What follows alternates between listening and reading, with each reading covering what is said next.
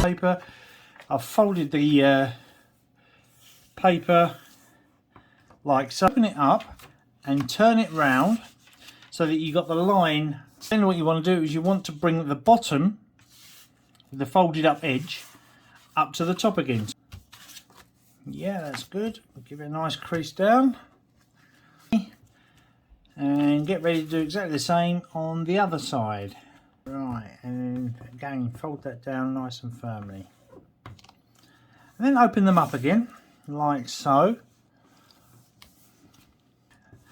Give it a nice fold down, just like that.